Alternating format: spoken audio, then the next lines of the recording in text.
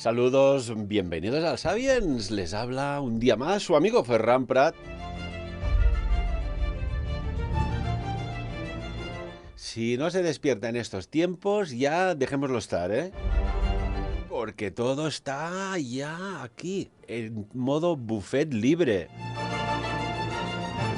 Pero para entender el presente tenemos que entender a veces el pasado.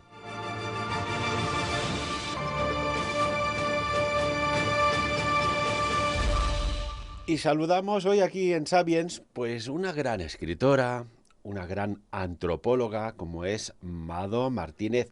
Mado, muy buenos días y bienvenida en Sapiens. Buenos días, encantada de estar aquí en tu programa, Ferran. Tenemos que decir que Mado es autora de un libro titulado, y ojo, que es un título que podríamos decir que viene en curvas. Putas, brujas y locas. Mado, ¿qué ha pasado aquí?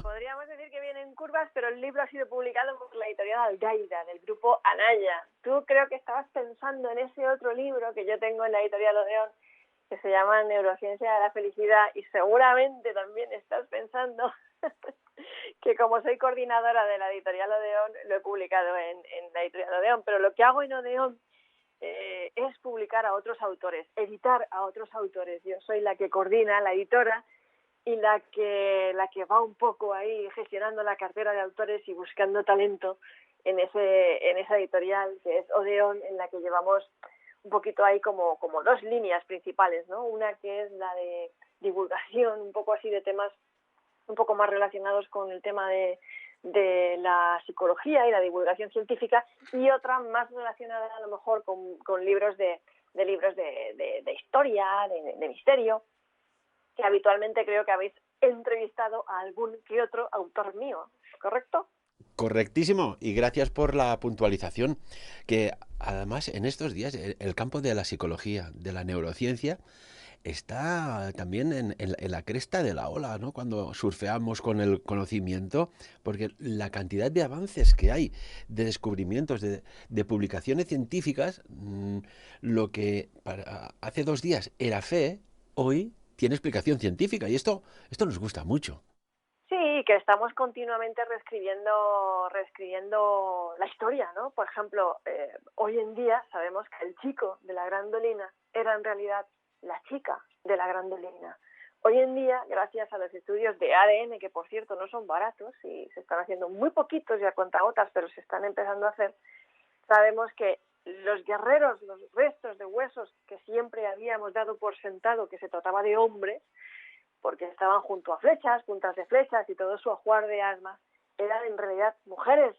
Sabemos que hace 8.000 años había mujeres cazadoras en esos restos. Sabemos que hace 9.000 años las sociedades de cazadores recolectores de Amazonas, por ejemplo, también eran ellas cazadoras. O sea que fíjate qué fascinante, ¿no? Descubrir que hasta esas huellas de manos impregnadas en las cuevas del arte rupestre, que siempre hemos pensado también que eran de hombres, pues eran en su 75% huellas de manos de mujeres y el resto de niños y hombres. Y supongo que con toda la recopilación de información que tienes, Mado, por la vía antropológica, tus investigaciones y tus contactos, has escrito este libro, ¿no? Putas, brujas y locas, que viene a ser pues un poco un apelativo con el que la historia oficial pues ha descrito y desacreditado a mujeres que desafiaron pues a la ciencia, desafiaron a conceptos establecidos, a también quizás a religiones. Cuéntanos, ¿cómo surge la idea de escribir este libro? Pues la verdad es que Putas, Brujas y Locas es un título brutal. Cuando nos sentamos bueno, yo me senté con mis editores en la editorial Algaida del grupo Anaya, que es mi casa como autora. Tengo una casa como editora y una casa como autora. Como autora es donde tengo la mayor parte de mis novelas y ahora también ensayo publicados. Pues lo pensamos mucho, ¿no? Pero al final llegamos a la conclusión de que era un título necesario. Un título brutal, pero que era necesario a la hora de poner de relieve pues el estado anímico de una época en la que las mujeres, por el simple mero hecho de mostrar inteligencia, ser dueñas de su cuerpo, pero también de su destino, o hacer de su capa un sayo, mostrar valentía, exhibir alguna anomalía fuera de la norma establecida o tratar de sobrevivir en un mundo que las forzaba a vivir en una situación de vulnerabilidad y a veces exclusión, eran tachadas de putas, brujas y locas. Y ten en cuenta que estamos hablando de la Edad Moderna, siglos XVI y XVII, una época que a mí me ha fascinado siempre, llena de contrastes dramáticos, porque fue también una época de profunda crisis económica, ya no solo a nivel general, la crisis general del siglo XVI, sino en el reino, por ejemplo, el reino de Felipe II, el reino de los Austres, de profundas carencias a nivel económico, de hambrunas, demografía, sociedad. Pues en ese contexto de escapismo en el que los que podían se iban al nuevo mundo intentando encontrar esa tierra prometida, un poquito un lugar mejor, y en el que, como toda crisis económica, había que agudizar el ingenio porque no había tiempo de quejarse. El pesimismo era tal que uno estaba muy ocupado o demasiado ocupado en sobrevivir, y en ese contexto tan duro, doblemente duro para las mujeres, pues hay una cosecha de mujeres que a mí me enamoraron, esa es la palabra, me enamoraron, me fascinaron. Hice un viaje anímico con ellas, un viaje emocional a ese pasado, que me permitieron recoger esas microhistorias, esas biografías, esa historia íntima de la humanidad de estas mujeres que de forma transversal nos ayudan a conocer la macrohistoria de lo que fue la Edad Moderna en España. Yo creo que son tesoros, relatos únicos y un viaje fascinante el que me permitieron hacer, y creo que al final pues esa es la obsesión que me llevó un poco a relatar sus vidas. Y que hoy nos explicarás aquí en Sapiens, porque estamos hablando de una época de persecución. Parecía ser que si eras una mujer atractiva, ya era un peligro. Si eras una mujer inteligente, ya eras un peligro. Si sabías de plantas medicinales, ya eras un peligro. Estamos hablando de una época de persecución de mujeres que quizás son pues unos capítulos, ya que hablamos de libros, unos capítulos más negros, o quizás de los más negros, de la historia de la deshumanidad. Porque hay datos, en el siglo XVI-XVII, si no recuerdo mal, en Inglaterra, se quemaron 50.000 personas en la hoguera, mientras que, por ejemplo, ya en Europa continental, en Alemania, la cifra se estima en 100.000 personas. Pero qué locura, y nunca mejor dicho, estaba sucediendo por la mente de algunas personas que tomaban decisiones al respecto. Pues tú lo has dicho, Ferran, es que estamos hablando de la época más oscura de la persecución y de la persecución de la brujería y de la subversión de la feminidad, en definitiva, que era lo que perseguía el Santo Oficio. Tenemos la vaga idea siempre, cuando pensamos en cazas de brujas, brujería y todas estas cosas, la Inquisición, de que esto pertenecía a los tiempos de la Edad Media. Pero realmente fue en la Edad Moderna, siglos XVI y XVII, cuando hubo una auténtica explosión feroz y brutal de persecuciones y cazas de brujas en el sentido pleno de la palabra, que daban cuenta un poco de la misoginia existente en aquella época. Era una auténtica obsesión, una histeria. Las denuncias entre vecinos se multiplicaron, ¿no? Que también era una forma como de sacudirse de encima un poco la culpa, señalando al de al lado, y en otras ocasiones con casos de delaciones encadenadas tan dramáticas como las que tuvieron lugar en Zugarramurdi, de esas niñas a las que bajo tortura se las obligó a hacer esas delaciones, pues simplemente pues para que las dejaran de torturar y las dejaran de perseguir, porque como sabemos esa tortura fue tan brutal que de las 11 mujeres que quemaron en Zugarramurdi, el Salem español, 5 ya estaban muertas, las quemaron en efigie, porque ya habían muerto en las cárceles de la Inquisición, para que os hagáis una idea de cómo las trataron en esas cárceles. Es tremendo, es tremendo. Y la cuestión es que en la Edad Moderna y en épocas pretéritas, la mujer, y esto nunca se ha dicho con tanta brutalidad y tanta bestialidad, pero yo creo que es hora de decirlo, era una esclava. Porque ¿cómo definirías tú a una persona que no es libre?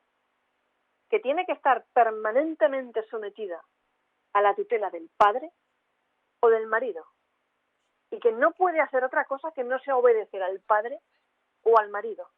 Tiene que casarse y hacer lo que el padre diga o lo que el marido diga. Su único propósito en la vida es alumbrar hijos, como buen útero andante, y poco más. No podía estudiar, no tenía acceso a las universidades, al conocimiento, no podía establecerse de forma independiente de ninguna de las maneras.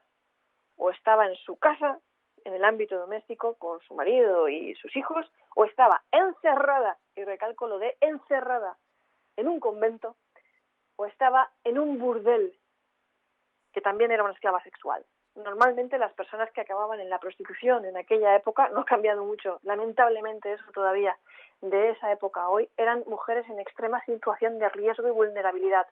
Por ejemplo, en el capítulo que abordo del burdel de Valencia, la mayoría eran musulmanas, esclavas o huérfanas. Niñas, mujeres que habían a lo mejor salido huyendo de un matrimonio forzoso y un marido que las talegaba, es decir, que las pegaba con el talego, ¿no? Y lo sabemos por esas actas judiciales, porque a veces acababan delante de la justicia porque vivían en un gueto del que no las dejaban salir, atención, explotadas por los hostaleros, que eran como los dueños de cada uno de esos nightclubs de aquella época. Y cuando les decían si querían volver a casa, ellas decían que con el marido no, que no, porque las pegaba, pero que si la dejaban volver con su madre sí, pobrecitas, ¿no? Y eso era lo que era una mujer en el pasado, una esclava. Impresionante. Pero por contra también hubo mujeres valientes que con determinación y empoderamiento llegaron a cuotas inimaginables por aquellos tiempos. Y has estudiado, has investigado algunas, pues bueno, podríamos decir casi, entre comillas, Juanas de Arco, ¿no? Como por ejemplo la almiranta Isabel Barreto, ¿correcto? Isabel Barreto, sí, porque fíjate, en el libro Putas, Brujas y Locas he querido recoger una galería de personajes heterogéneos. He querido que hubiera representatividad de mujeres que triunfaron en mayor o menor medida, aunque todas pagaron las consecuencias al final por ser mujeres. Todas, hasta las que triunfaron. Y más de una tuvo que dar explicaciones al Santo Oficio. Y bueno, pues me he fijado en las que vivían en contextos rurales, en las que a lo mejor a causa de alguna deficiencia psíquica o psíquica, pues, o física, pues acabó siendo maltratada también por eso, o viviendo un destino particular. También mujeres que nacieron en el seno de familias más privilegiadas. No he querido como hacer un repaso a casos muy diversos, muy heterogéneos, pero que en conjunto todos ellos nos dan la pista de lo que fue vivir en esa época y de verdad que nos ponen en su piel. Yo he viajado y en las páginas de este libro es como montarse en una máquina del tiempo, ¿no? Y estar ahí dentro con ellas. Isabel Barreto, esa pontevedresa, esa gallega audaz y valerosa, fue una de las privilegiadas porque fue una de las que nació, no en el seno de una familia aristocrática, pero sí era de una familia hidalga y con posibles. Y lo que le pasó a esta mujer es que conoció a Álvaro de Mendaña, es decir, Álvaro de Mendaña, que tenía 44 años más o menos, ya tenía 19 años. Él estaba arruinado, hacía 26 años que había ido a las Islas Salomón, pero nunca se había quitado esa obsesión de querer volver. Él vivía con la obsesión de volver a las Islas Salomón, pero estaba arruinado. Entonces se le ocurrió que acudir a la familia de Isabel Barreto, que entonces era una de las mejor asentadas en la sociedad del Virreinato de Perú de la época, era una de las mejores opciones, porque ella tenía el dinero, es decir, la dote y la influencia. Entonces a los padres de Isabel Barreto les pareció bien y la casaron con él, a fin de crear una empresa matrimonial que quedaría constituida por el armamento de 4 naves con las que irían a explorar nuevamente las Islas Salomón, y convencieron al rey para tener ese cargo de adelantado y hacer esa expedición. Isabel era una persona ya de por sí aventurera, se dice que su abuelo también había sido navegante, que venía de padres con un espíritu emprendedor, así se demuestra, pues en esta expedición además participaron los hermanos de Isabel Barreto también. Arman las naves con el dinero de la dote de Isabel y parten en busca de esos tesoros en las Islas Salomón. Ella era como una gallega de Saba, ¿no? Imagínate, con esa búsqueda de las minas del rey Salomón, ¿no? El oro, siempre el oro. Y bueno, la expedición no podía haber partido con peor pie y con más mala pata. Entre otras, había un capitán portugués que era Fernando de Quirós, que una de las cosas que no le gustaba de esa expedición, ya lo había dicho antes de partir, era que hubiera mujeres a bordo, eso es importante, y los barcos, vamos, no había suficiente espacio en las cubiertas para Isabel de Barreto y Quirós. Pero la cuestión es que hubo malos vientos, hubo naufragios, hubo pérdidas de naves, hubo motines, hubo ejecuciones, hubo de todo. Y a mitad de travesía no aparecían esos tesoros, ese oro que había prometido Valdivia. Pues Mendaña, pues va y se muere, Álvaro de Mendaña, y deja a Isabel viuda, se muere de malaria como muchos otros a bordo de esta expedición.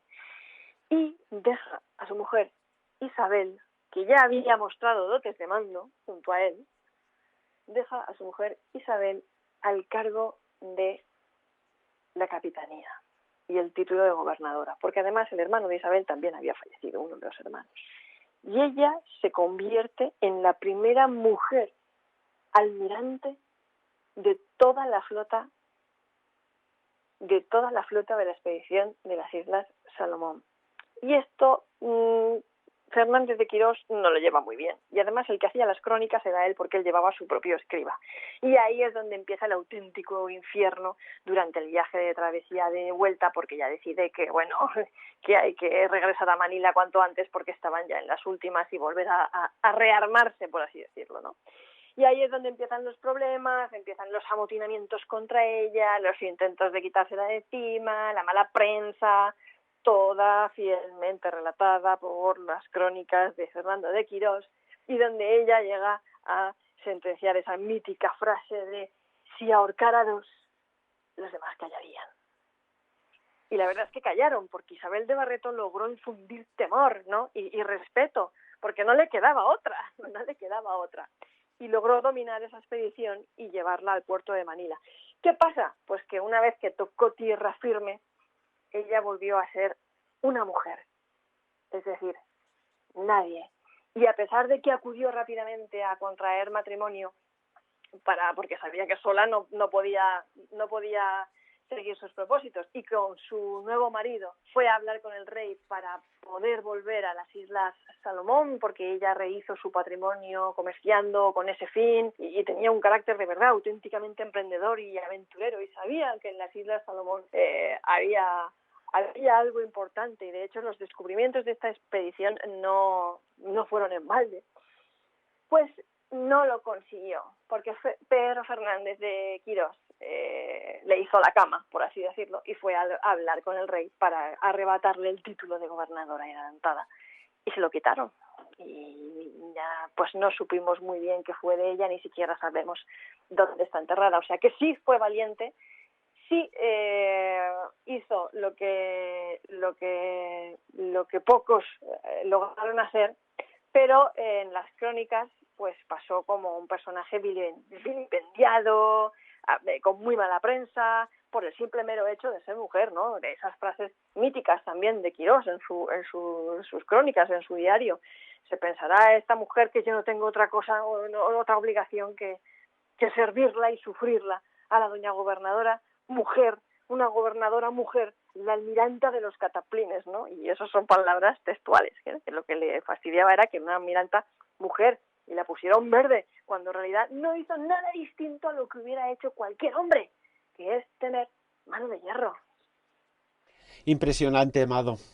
Y aparte, ¿cómo lo relatas? Es que hay un momento que nos veíamos surcando al mar con aquellos galeones, dirección a las Islas Salomón, que allí reza alguna leyenda sobre Salomón, si era un faraón egipcio y una cantidad ingente de toneladas de oro se llegó a esconder allí. Esto queda en el mundo del misterio y de los enigmas. Pero hay otra mujer, por ejemplo, que has investigado, que es impresionante, que incluso, y lo destacas en tu libro, hizo tambalear, y nunca mejor dicho, el reinado de los Austrias poniendo a Felipe II contra las cuerdas. Cuéntanos. Pues es que esto de que España se va a la mierda no es nuevo, Ferran. Ya no. Bueno, permite que te diga una cosa. Creo que rondaba a finales del 1800 un político alemán dijo algo sobre España que cada vez pues tendremos que darle la razón. Dice, España es increíble. Es el único país de Europa que sus mismos habitantes intentan hundirla y siempre sale a flote. Y esto lo dijo un político alemán. Pues así es. Y la historia se repite. Nuestros antepasados lo venían comentando de taberna en taberna, eso de que corrillo en corrillo, mentidero en mentidero, esto de España se va a la mierda, ¿no? Bueno, pues Lucrecia de León fue una conocida profeta de la corte de Felipe II y sus vaticinios eran, yo creo que mucho más claros y precisos que los de su homólogo francés, Nostradamus. Decir, además, que gracias, entre comillas, a que acabó dando explicaciones frente al Santo Oficio, creo que estamos ante uno de los casos de profetisa o profeta mejor documentados que tenemos en este país.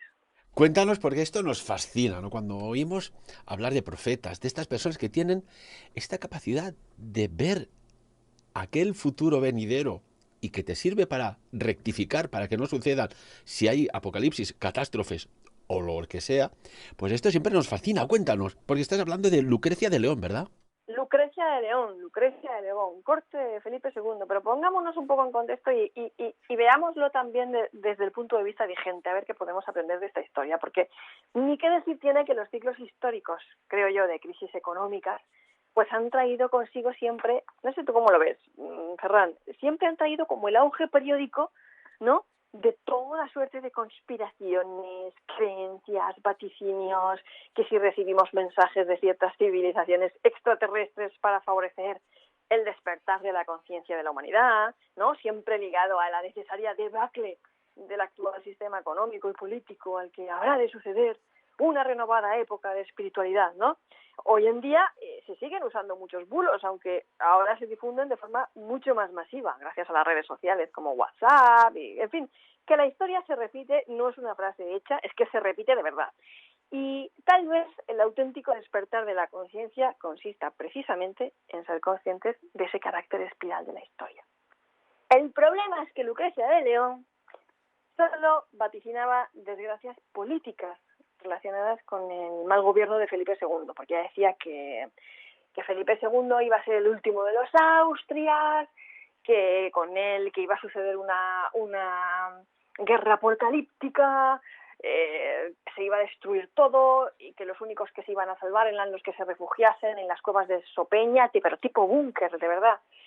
Tras lo cual vendría una época dorada mesiánica en la que gobernarían ellos, en concreto uno llamado Miguel, que aludía, creo yo, a otro de estos profetas de la época que seguían a Lucrecia de León, Miguel de Pedriola, porque el gobierno de Felipe II tenía una facción muy hostil de opositores en aquellos momentos. Hay que tener en cuenta que Felipe II tuvo problemas internos y externos, un gobierno totalmente azotado por los problemas, guerras en España, que si contra los moriscos, que si la guerra de las Alpujarras, que si los problemas con Aragón, guerras con Inglaterra, con Francia, con los holandeses, acusaciones de corrupción política. Bueno, llegó a encerrar hasta su propio secretario personal. El nivel de paranoia ya en el que vivía este monarca era impresionante, ¿no? Y en todo ese nivel de paranoia aparece Lucrecia de León en su propia corte, poniéndolo verde y cautivando la atención, pues ¿de quién? Pues de todos los que le eran hostil, que enseguida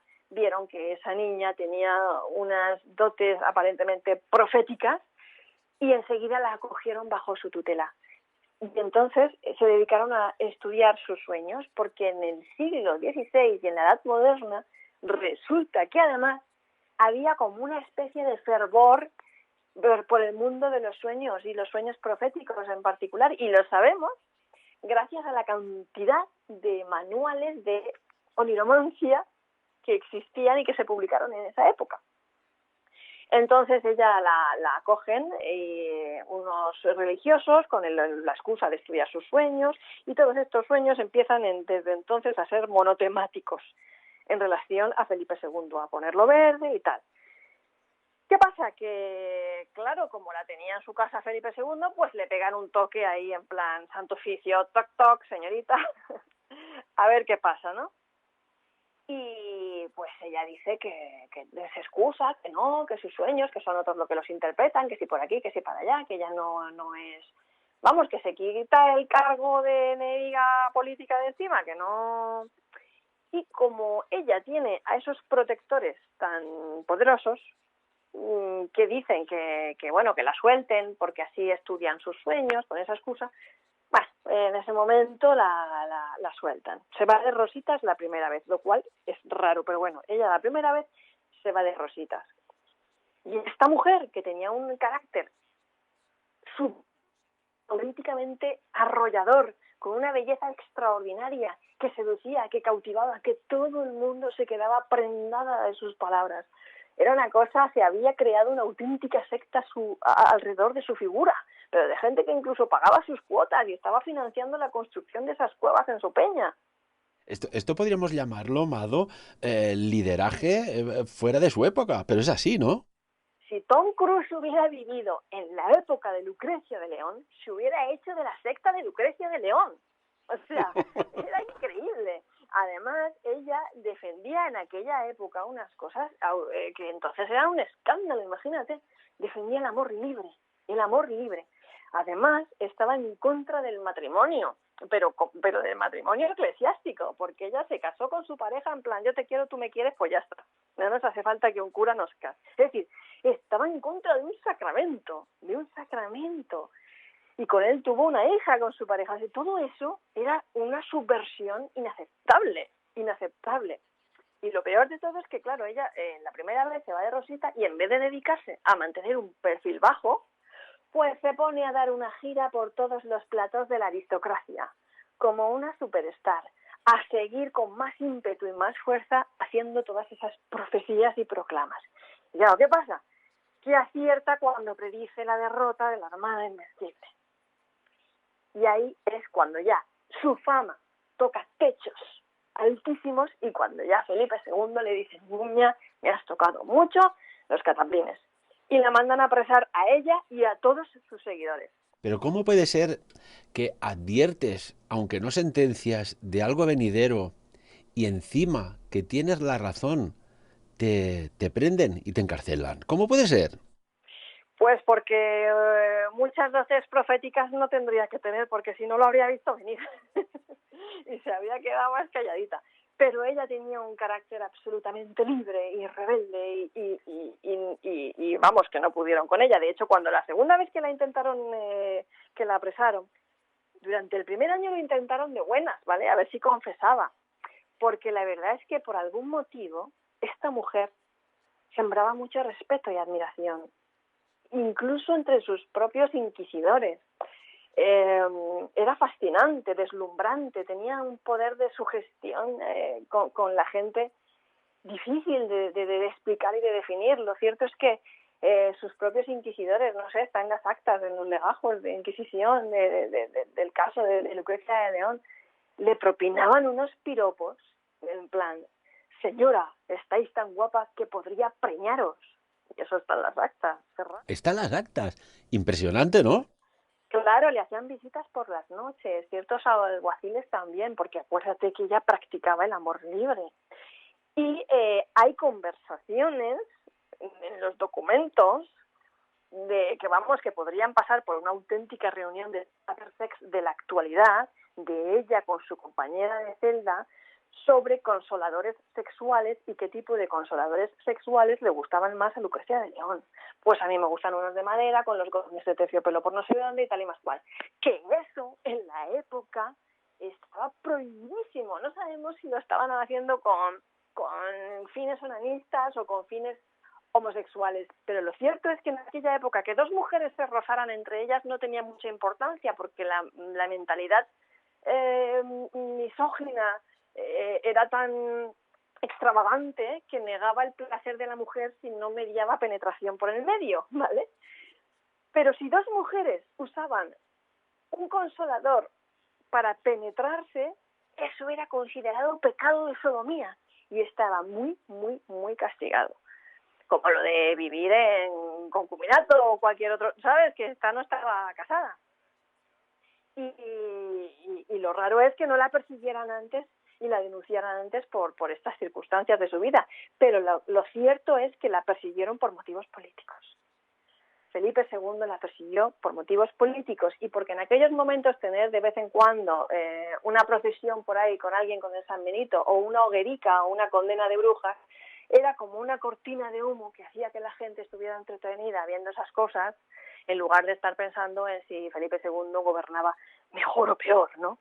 Y lo cierto es que al final pues Lucrecia de León no salió tan mal parada como podría haber salido, teniendo en cuenta que su condena al final fue pasar una larga temporada de encierro en unos hospitales religiosos, primero en uno, del que luego logró cambiarse porque eran enfermedades infecciosas, contagiosas, y ella estaba encerrada ahí con su hija, porque ella tenía además que pagar su propia manutención, que entonces no pagabas, tú estabas ahí y tú tenías que pagar tu propia manutención, el Santo Oficio encima te quitaba todos tus bienes.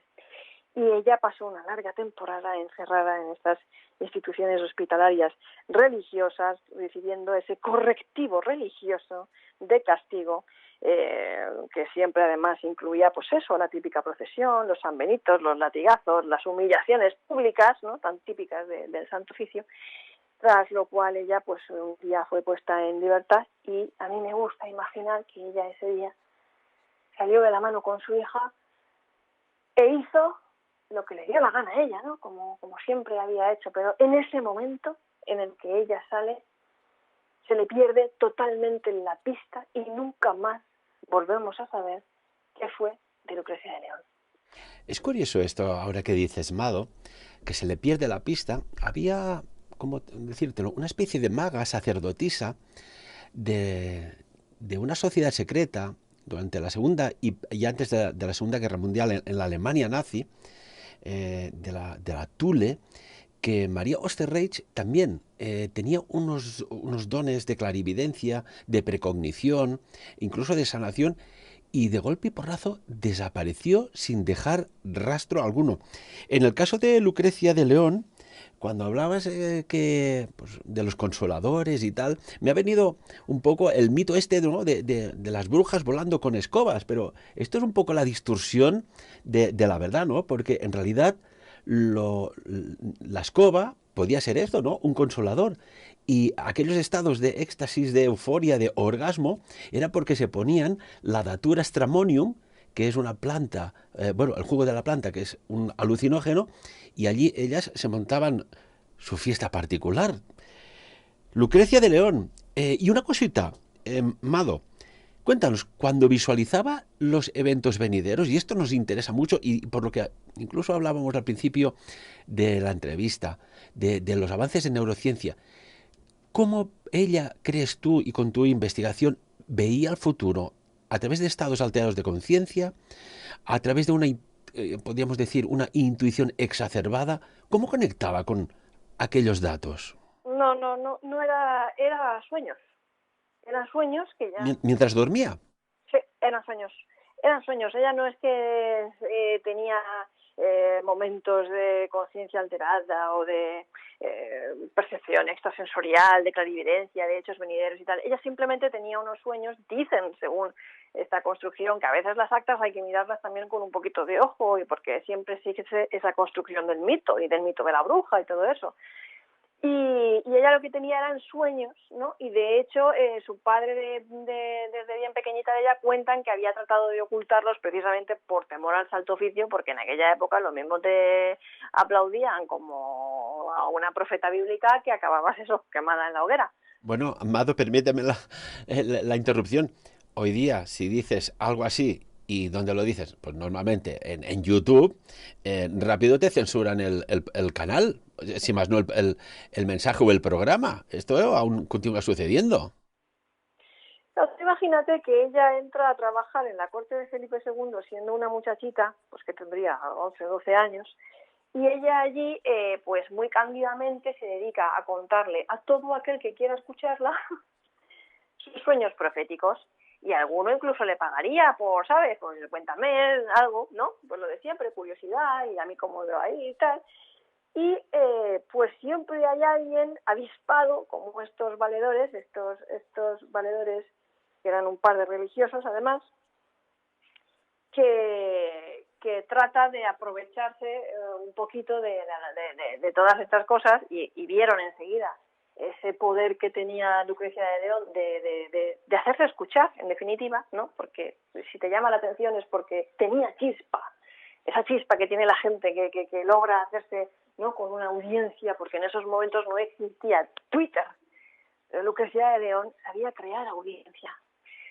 Y enseguida la cogieron bajo su tutela para estudiar estos sueños, pero fue casualmente cuando ellos la cogieron bajo su tutela para estudiar estos sueños cuando fueron totalmente monotemáticos y únicamente versaban sobre el fin del reinado de Felipe II.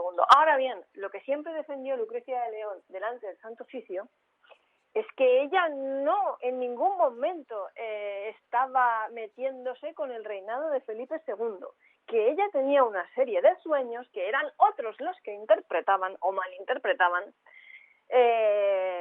a su conveniencia, o como queramos entenderlo, otros los que lo interpretaban como el fin o desastres del reinado de los Austrias, que, por ejemplo, pues una cosa que acertó fue en la derrota de la Armada Invencible, pero definitivamente no acertó en el fin de los Austrias, ¿no? Como sabemos, después de Felipe II le sucedieron los llamados Austrias menores. Bueno, yo siempre he pensado una cosa, que las profecías están para cambiarlas, porque por eso son profecías. Te da la oportunidad de cambiar lo que puede acontecer. Estamos hablando de líneas temporales. Mado, y ahí, mira, nos quedan aún unos minutitos en esta maravillosa entrevista. Yo no sé si tú también eres una mujer de estas valientes, porque tal como transmites, esto es una maravilla. Y una cuestión, ¿tú crees que en el mundo, en lugar de haber presidentes masculinos en los gobiernos, si hubiesen mujeres presidentas en los gobiernos, el planeta sería otra cosa? Mira, eres la segunda persona que me hace esa pregunta ¿Quién es la primera? en lo que va de semana. Y fíjate, Ferran, yo no creo que se trate de una cuestión de hombres y mujeres. Es que no creo que se trate de una cuestión de hombres y mujeres. Creo que se trata de una cuestión de culturas. Una cuestión de culturas, simple y llanamente, de culturas. Entonces, ¿qué más da que sea una mujer la que llegue a presidenta o presidente del gobierno si esa cultura es patriarcal o tiene un sello patriarcal o sigue los mismos cánones de opresión, de violencia que nos ha dejado durante siglos en nuestras sociedades occidentales? Y además en el resto del mundo, pues las sociedades occidentales, como sabes, se expandieron durante los periodos de imperialización y hicieron un trabajo impresionante de evangelización forzosa, perpetuando esos modelos y esos roles patriarcales allá donde iban. Y estamos hablando de siglos de religiones del gran libro, de siglos de religiones abrahámicas, de cristianismo, de islamismo y de judaísmo.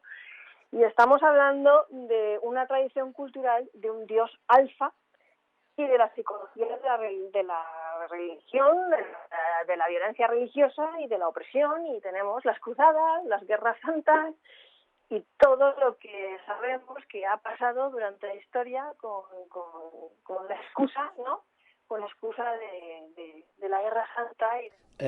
Mado, te estamos perdiendo un poco la cobertura del teléfono. A ver si puedes ubicarte en un sitio que llegue mejor la señal, porfa. Vale, perdona, es que Genial. me muevo mucho. No sé si me habéis estado escuchando o si me habéis escuchado entrecortado. Sí, sí, no, ha llegado bien. Y una cuestión, en los minutitos, que son 5 los que nos quedan, háblanos también de otro personaje que has investigado, que esta mujer pasó de ser esclava a una excelente cirujana. Cuéntanos. Elena de Céspedes. Elena de Céspedes, pues este caso es súper particular porque ella nació morisca, esclava, hija de su amo, además.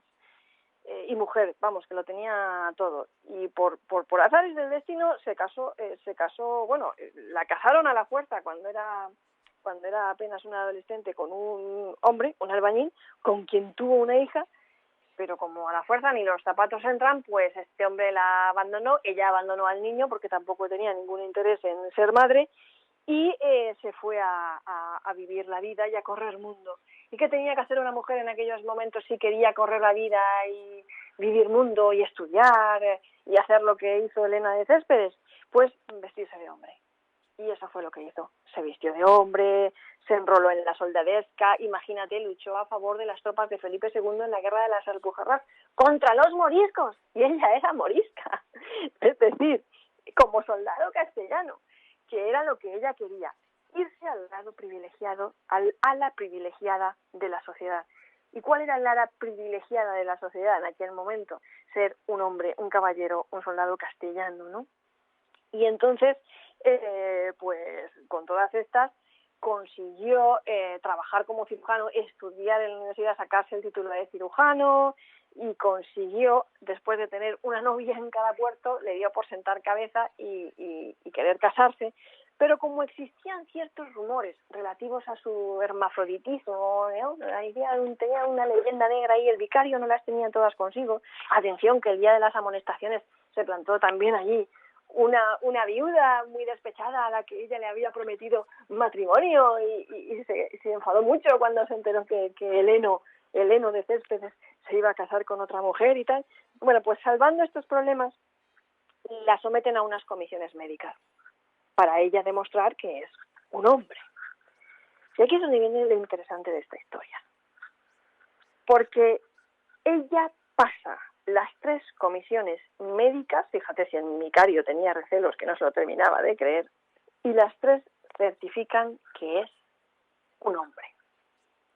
Claro, la primera tira que da, la segunda ya, bueno, pero la tercera en Madrid y con médicos de Felipe II, pues ya es como dicen, le bajaron los pantalones, la miraron por delante, la miraron por detrás y certificaron que era un hombre, y además muy bien dotado y predispuesto para procrear, ¿no? Simplemente le habían notado una pequeña almorrana que tanto los médicos como Elena achacaban al hecho de que como ella era cirujano, iba por ahí con la mula visitando a los pacientes, pues le había salido la almorrana, ¿no? Bueno, pues se casa y ella vive momentos de auténtica prosperidad. Todo esto, pues no os he contado todo lo que fue su vida hasta llegar a ese momento, porque lo dejo a la curiosidad de los que se lean Putas, Brujas y Locas, pero digamos que tuvo una vida que haría enrojecer al mismísimo Lazarillo de Tormes, de verdad. O sea, la historia de Elena de Céspedes hay que leerse esta historia. Y lo que pasa es que la llaman para trabajar en un pueblo, le dan una plaza ahí de cirujano, y ella se traslada a vivir a ese lugar. Y allí se encuentra, o más bien se reencuentra con un antiguo capitán suyo del ejército en el que ella había estado luchando a favor de las tropas del rey. Y ella sí sabía una mujer. Sí sabía, porque había descubierto que entre sus tropas había una mujer, por rumores, él realmente lo llegó a descubrir, y la había invitado a marcharse, a dejar el ejército. Le dijo: señora, cójase usted los vestidos y váyase usted a su casa, que este no es lugar para usted aquí, ¿sabes? Lo que pasa es que ella dijo que no, y siguió ahí en el ejército. Y el capitán dijo: bueno, mira, lo que te dé la gana, pero ya nos encontraremos en el camino, que arrieros somos. Y en ese pueblo en el que ella se traslada con su mujer a trabajar de cirujano, se lo encuentra. Y ahí es donde empiezan los auténticos problemas y la odisea de Heleno de Céspedes, y también lo dejo un poco a la curiosidad y la imaginación del lector que quiera acercarse al libro de Putas, Brujas y Locas y saber lo que realmente pasó con Heleno de Céspedes y cómo acabó esta historia. La historia, Mado, la historia quizás se tendría que reescribir. Quizás hay algo aún que debamos descubrir, alguna verdad que podría cambiar el rumbo del presente y que, como toda verdad, no puede ser ocultada durante toda la historia, y valga la redundancia. Pues mira, yo es que creo que estamos viviendo, válgame la redundancia contigo, un momento histórico, Ferran, un momento histórico, porque nunca habíamos tenido las técnicas de investigación y de ADN tan sofisticadas que tenemos en la actualidad, por ejemplo, para dirimir si estos restos eran de un hombre o si estos restos eran de una mujer, y conseguir saber todo lo que hoy en día sabemos y darnos cuenta un poco de que, bueno, que la historia que ha llegado hasta nosotros está muy sesgada, porque teníamos ese sesgo de confirmación nosotros mismos, los investigadores, ¿no? No por ningún, sino porque los investigadores también tenemos un sesgo, y la historia de la antropología también demuestra a lo largo de los años que hemos tenido esos sesgos con los que hemos tenido que luchar nosotros mismos para quitárnoslos un poco de encima, quitarnos esa caspa de los sesgos y poder ver las cosas desde una perspectiva más amplia, como la estamos viendo ahora, más rica y más enriquecedora. Y lo mejor de todo, Ferran, es que los archivos históricos, los documentos que tenemos en este país, en los archivos, esos legajos, esas hojas, esos libros encuadernados en tapas de piel de cerdo, como yo digo, están en su mayor parte sin descubrir. Todavía no los ha leído nadie, nadie. ¿Y por qué esto? ¿Por pereza? ¿Por, no sé, trabas burocráticas? ¿Por qué? Porque hay una documentación vastísima, extensísima, y no damos abasto a leerlos todos. Normalmente los que están a cargo de esos archivos históricos también, pues imagínate, si tuvieran que leérselos, pues les faltaría vida. Les faltaría vida para leerse toda la documentación. Yo creo que también favorecería mucho la investigación que se digitalizaran, que se pasaran de paleográfico a OCR, es decir, a texto, porque el paleográfico, paleográfico, no quiero decir paleográfico, pero quiero decir que están escritos con una caligrafía que no todo el mundo es capaz de leer de corrido, aunque yo he conocido a mucha gente que lee de corrido unas páginas que ni te imaginas, de esas caligrafías que no dominamos en la actualidad tanto, y que se avanzaría mucho con eso, con sistemas de digitalización y de pasado a texto en OCR, que facilitarán un poco la lectura de todo este tipo de textos fascinantes en los que te encuentras un poquito levantando la alfombra de la historia con casos tan desconocidos como el de Heleno de Céspedes. De verdad, que la gente acuda al libro de Putas, Brujas y Locas. Estamos ante la primera operación de cambio de sexo de la historia, a nivel muy rudimentario, pero estamos. Impresionante, impresionante todo lo que nos cuentas. Mado, en 30 segundos, que es lo que nos queda, como antropóloga, ¿qué es lo que más te ha impactado en las últimas décadas que se ha descubierto? Pues yo creo que las guerreras. Me han impactado mucho las guerreras, ya lo sabíamos, los antropólogos teníamos cierta certeza de que hay sociedades diversas y no podíamos comparar las sociedades de cazadores-recolectores actuales con las de tiempos prehistóricos, porque no son las mismas, sencillamente, y siempre hemos sospechado que en el pasado no existía división de género ni división de trabajo, con lo cual creo que es una de las cosas más emocionantes que estamos viviendo en el momento actual. Mado Martínez, escritora, investigadora, antropóloga, autora de este reciente libro Putas, Brujas y Locas, que permíteme, pero en mi opinión, mi humilde opinión, ni eran putas, ni eran brujas, ni estaban mucho menos que locas. Muchísimas gracias por compartir tu tiempo con nosotros y déjame añadir una cosa. Nos ha fascinado cómo transmites el mensaje. Algo de estas iconos de mujeres valientes, empoderadas, con determinación, con una fuerza de voluntad que quizás más potente que la propia gravedad de la Tierra, como decía Einstein, que hay una fuerza más poderosa que la fuerza de la gravedad y es la fuerza de voluntad, tú también lo tienes. Mado Martínez, muchísimas gracias. Un placer ha sido estar en tu programa. Besos, chao. Y amigos y amigas, como siempre, de lo dicho aquí, por encima de todo, que cada uno saque sus propias conclusiones. Sapiens. Dirigit i presentat per Ferran Prat.